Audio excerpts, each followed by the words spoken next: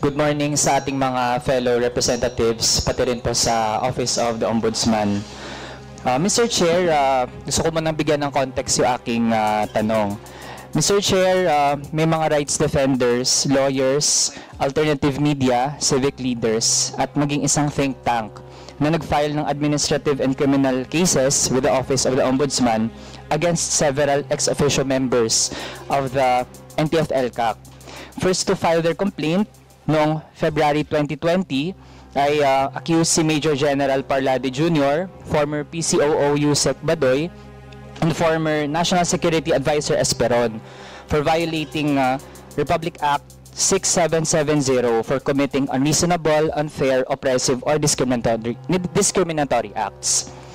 Also, Mr. Chair, on June 2020, Major General Parlade was also filed with a case because of violating the anti-graft law and the administrative code. Meron pa, Mr. Chair, December 2020, lawyers naman po nag-file din ng administrative complaint against Mr. Parlade, Ms. Badoy, and Mr. Esperon. Also, 2 days after, from human rights groups, nag-file din po ng criminal and administrative case against Mr. Esperon, Mr. Parlade, Ms. Badoy, and then PCOO ASEC Mocha Yuson for violating Republic Act 9851 in relation to the principle of distinction under international humanitarian law. Also, Mr. Chair, December 2020, pa rin, administrative complaint against former NICA Director General Monteagudo, former Defense Secretary Lorenzana, and former Interior Secretary Anyo for violating the Code of Conduct and ethical standards for public officials and employees. Also, Mr. Chair, still, December 2020, alternative media nag-file din ng complaint against Mr. Parlade, Ms. Badoy, and former NTF-ELCAC Executive Director Allen Capuyan. Ang basis naman po ay Anti-Graft and Corrupt Practices Act, pati din yung Code of Conduct. In summary, Mr. Chair, 6 administrative complaints from various organizations and 2 criminal complaints pending before the Office of the Ombudsman. May we ask, Mr. Chair, ano na po ang status ng 6 na administrative complaints and 2 criminal cases? Since ang last po doon sa ating na-enumerate ay na-file pa noong December 2020.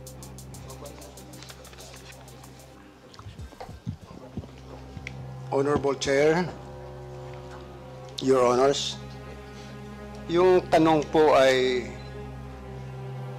sa dami ng kasong yon, hindi ko alam kung anong status.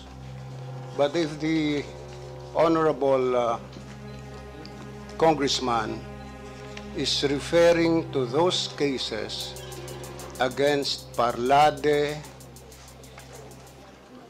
Badoy, et al. Esperon, with respect to the red tagging, those cases were already dismissed. Sa kadahilanan po na wala naman pong batas na nagbabawal sa red tagging. In the absence of a law, we cannot arrogate unto ourselves by saying na nag-violate ka ng red tagging. Red tagging po ang pinag-uusapan, but I am not really sure if this is the one that is being referred to by the Honorable Congressman Manuel. So, I will appreciate kung bibigyan po ninyo kami ng listahan, and I will inform you the status of those cases. Mr. Chair, bahagi po ng complaint against these individuals ay yung ginawa nga nilang red tagging. Tayo din naman, Mr. Chair, we filed a bill actually na gusto natin ay ma-criminalize ang red tagging and maprotektahan lahat ng mga defenders natin, lahat ng mga merong advocacy at dapat ay safe sila, hindi sila nasasubject sa mga discriminatory na mga acts.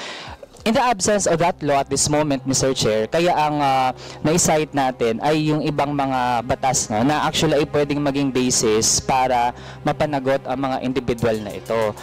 Mr. Chair, Since hindi pa nakakatanggap ng official communication ang mga nag-file ng mga complaints against these people, may we request the Office of the Ombudsman to furnish our office, pati din yung mga nag-file mismo, na mabigyan po sila ng written na kopya ng dismissal para po on record ay mapanghawakan po natin iyon. Can the office commit to that, Mr. Chair? If Your Honor could please give us a copy of those cases, we assure you that we will furnish you the status of those cases. The earliest would be this afternoon. Pero sinisiguro ko po sa inyo na kung mga kasong yun ay na-dismiss na, I am sure na yung mga complainant ay nabigyan na ng kopya. Ngayon, doon sa puntos na dahil nga walang red tagging, pa-file mo ng kaso ng violation ng Anti-Graft and Corrupt Practices Act, para lang po yun yung nagpalusot tayo Diba? Ito yung tinatawag na yung palusot Kung sa sibuyas, ito yung palusot na pagtatanim ng sibuyas o ani. Just like in the violation of the dangerous drugs law, marami po nagpa-file sa amin ng Section 3E. Ang pinakapunot dulo po ay drugs. So wala ho kami jurisdiction doon. So ginagamit, may mga pagkakataon po, ginagamit ang ombudsman. Sana wag naman po ganun. Dahil hindi naman po ang ombudsman karakarakan mag-action sa inyong mga kaso na wala naman talagang kinalalaman. Sa kadahilanan lang, magpa-file kayo ng kaso dahil ang respondent ay isang sikat na tao, mataas ang posisyon sa gobyerno. Binibigyan din po namin ng pansin yung mga kaso na file ng mga mahihirap. Binibigyan po namin ng pansin yung ibang mga kaso na karapat dapat bigyan. Pero kung papalusutan kami na red tagging ang rason, pero sasabihin hindi, nag-violate ka ng Section 3E. Because Section 3 says undue injury to the government or the individual.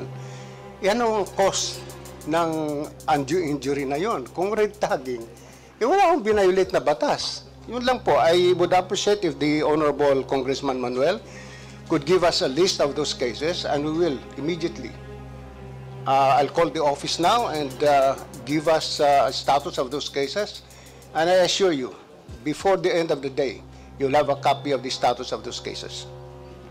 Mr. Chair, gusto lang po nating mag-respond doon sa remark na nagpapalusot lang po yung mga nagpa-file ng mga administrative and criminal complaints.